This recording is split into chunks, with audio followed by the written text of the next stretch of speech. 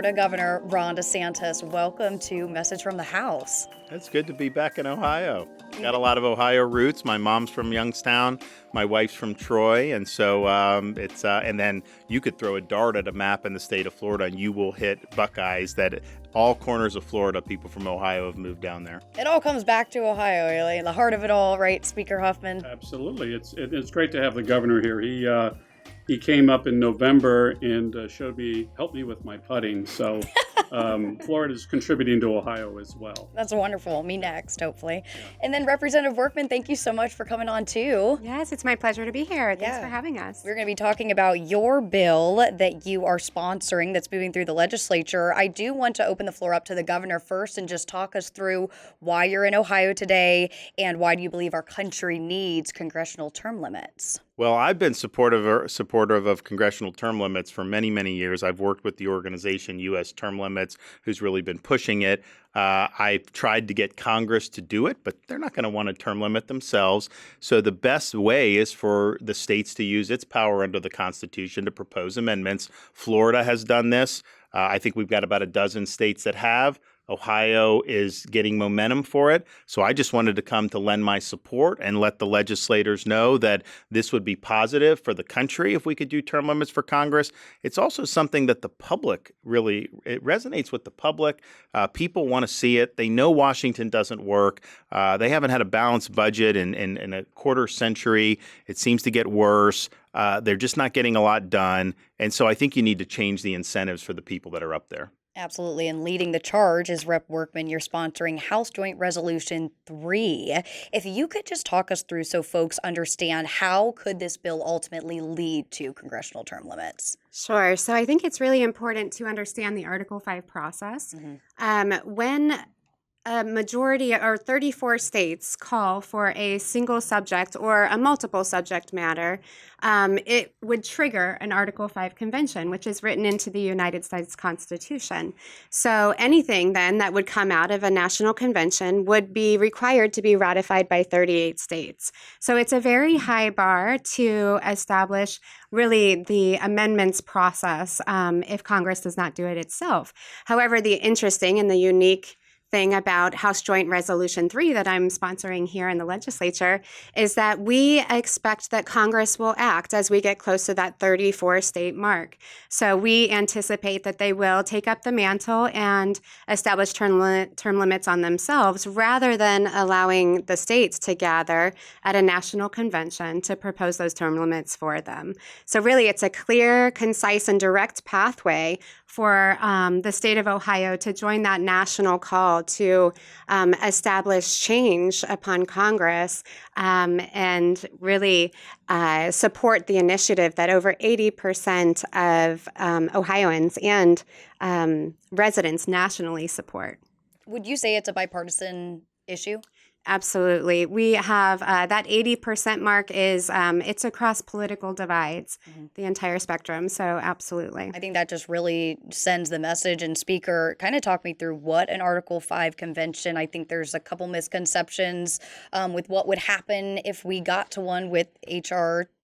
3 and other states doing the same. Sure, yeah. And I invite everyone to get out their copy of the Constitution right now that they have right by them, Let me get everyone mine. should. Yeah, 1 minute. And read Article 5. Article 5 of the 7 articles in the Constitution is the way that the Constitution is amended. Every document, our Ohio Revised Code, the Constitution at your local Kiwanis Club, whoever it is, they can all be changed as time goes along. So Congress, or the writers of the Constitution knew that, and they said 2/3 of each body should, the House and the Senate, can send these amendments out to the state. Of course, the framers also knew a powerful federal government may not want the Constitution changed. So the states still are able to do that if 2/3 of the states call for a convention for purposes of amending the Constitution. That's never happened in the history of the state. We have 27 amendments in the U.S. Constitution. They've all come from the federal government for a variety of reasons through history. We've come very close. Most recently, under Ronald Reagan's leadership, Reagan campaigned nationally for a convention of states for a balanced budget amendment. And we came very close. 32 of the 34 states were acting or acted on that. What happened then was Congress said, well, we don't want to have a convention. How if we'll pass a whole lot of bills here that keep us from spending money? The Graham-Rudman Act, for the old timers, if you can remember that. The result of that was over several years, we actually had a balanced budget in the mid-1990s. And lots of people took credit for that, Bill Clinton, Newt Gingrich, John Kasich. But a lot of that went out the window in 2001. And now we are in the worst fiscal condition that our country has ever been in. So I think that's important.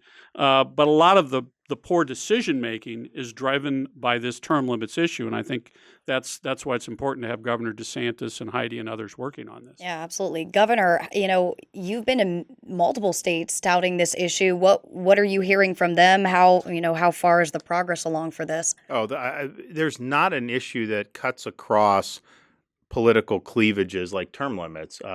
Republican, Democrat, male, female, black, white, rich, poor, overwhelming support for term limits because I think they know that something's just wrong with the political class in Washington, and this will change the incentives. And the way I think about it is if you run for Congress, if your goal is to just stay there for 30 or 40 years, you're going to make different decisions than if you say, you know what, I only have a limited number of terms.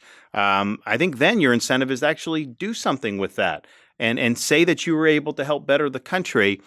I think it would be really, really good. I think it's been good for us in Florida. And I think as the speaker pointed out, like ultimately the founders wanted the people to be able to make amendments to the Constitution as needed. Congress controls one way to propose and the states control the other way to propose. So all they're doing is the states, if you get to 2/3, they get to propose. Then they meet together to figure out what exactly is going to be. But in both circumstances, nothing gets added to the Constitution unless 3/4 of the states decide to ratify. So some people say, well, I'm for term limits, but what if they go and decide that they're going to eliminate the Second Amendment? Well, first of all, you can actually do things in the call to prevent the delegates from doing anything different. So I don't think it would come to that. But let's just say somehow some convention spat out that you're not going to have 3/4 of the states, ratify that. So the backstop on bad amendments is the same, whether Congress is proposing it or whether the states are proposing it. And like Rep. Workman said, the hope is that Congress will listen to the states and act before we get to a constitutional convention. Well, that would be, so it's the same with the balanced budget. Ohio's already certified a federal balanced budget amendment. Florida has. We're getting close to 30 states. If you get to 32, 33, Congress would probably write it. Now, I would prefer that if it's good, just simply because it's quicker, right? Mm-hmm. Congress could meet next week and do an amendment, and then the states can then start to consider it. If you go the Article 5 route, it just takes longer because the states you get 2/3, then you got to meet, and that just takes time. So hopefully they'll see the writing on the wall, and then they'll be willing to do, whether it's term limits, balanced budget amendment, things that we know need to happen. That's why I tell people, I know a lot of these congressmen. I mean, I served for 3 terms. I've recovered from the experience, but I did serve for 3 terms.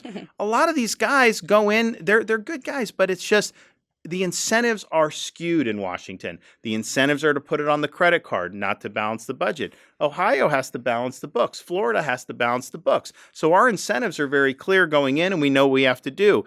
Same thing with staying there forever. I mean, Pelosi has been there for 40-some years, and she runs like the best hedge fund, it seems like, with her stock trading. I mean, it's unbelievable. Is that really what we want? And I think the founding fathers, if they were here now, they didn't do they thought about term limits and they decided not to. But then that was a situation where you'd get on a horse in South Carolina and go to, at the time, Philadelphia or New York, later Washington, D.C. That wasn't exactly appealing to do for 30 years. Now I think if they've seen how the culture's changed, how incumbents have become entrenched, how the people's business just doesn't get done, I think people like James Madison and Hamilton, I think they would support term limits today. That was a great way of breaking it down. Thank you. I'm visualizing Speaker Huffman coming in on his horse from Lima. Mm-hmm. Bicycle, probably. Bicycle. Okay. I'll step up from my horse. Rep. Workman, I want to ask, where are we with the process of HJR3? Sure. So I just introduced HJR3 about a couple weeks ago in committee, and we have really great momentum already. We have an incredible national organization, U.S. Term Limits, who are helping us and working hand in hand. And a lot of, like the governor and the speaker have said, grassroots support is really surging. People really want to see government in Washington represent them. They've had enough of the, career politicians and the entrenched bureaucrats who no longer represent their will and what they desire to have happen at the federal level. So this is one mechanism that we can leverage to really put pull the reins back on Congress and say, you need to represent the people. We need fresh ideas, new perspectives coming into Congress, and U.S. term limits is the way to make that happen. And I think, with Ohio having such a spotlight on it, being a historically swing state and being a hotbed politically, what message do you think that it sends that, the governor of Florida is here to help, tout that message and help, push your bill across? Absolutely. Well, it is such an honor to have the governor here with us and the speaker's support as well. It proves that this is a message. It is a desire that resonates across all states, all 50 states, and across all political divides. It's something that we need to unite on, and we do that, together with many other states. Already today, we have massive momentum. In the past 2 years alone, 6 states have joined this movement in this call for U.S. term limits on Congress. And just last week, South Carolina joined us as well in the call. So we're hoping that Ohio can become state number 13 in the process. Again, we have to get to 34 states, so it's a high bar, but we'll get there, and we'll keep the momentum moving here in Ohio for the people back home. And Olivia, I certainly want to let the governor have the last word, but I want to put this in this framework. State legislatures created the federal government. It's not a national government. It's a federal government. And by the way, state legislators, that's who all these guys were, they're the ones who wrote the Constitution and put these restrictions on it. So at some point, the states, through their legislatures, need to step up and exercise the constitutional authority that's been delegated to them. You've got a $36 trillion national debt, about $120 trillion in an unfunded Social Security system. And everyone's just whistling past the graveyard. There's no plan for any of that. And something has to change, I think. So, yeah, look, I mean, it's kind of interesting because, 25 years ago, Florida and Ohio were like the most competitive states politically. Like if you said who won Florida and Ohio, you would know who won the entire election for president. And things have changed. When I got elected, Florida was still considered a swing state. It's now considered a solid red state. I think Ohio really started the shift in 2016 with President Trump's campaign, and is now considered a red state. And so if you look around the country, the Republican Party, you would look to Florida, Texas, Ohio, Tennessee. There's a handful of big states that are really carrying the mantle for conservative policies. I think certainly to have Ohio on board with Florida and these other states, I think would be important because it's another state, but I think it would be meaningful beyond that, just given Ohio's important role in the country. Absolutely. Governor Ron DeSantis, thank you so much for joining us in Ohio and on the podcast. Representative Workman, thank you. And Speaker Huffman, thank you all. Good conversation. I want to remind folks you can follow us on the Ohio House GOP Caucus on Facebook, Ohio House _GOP on Instagram, at OHR GOP Caucus on Twitter. And of course, you can subscribe on YouTube or wherever you listen to podcasts. Thank you guys again. Thank you. Thanks, Olivia. Appreciate it. Thank you.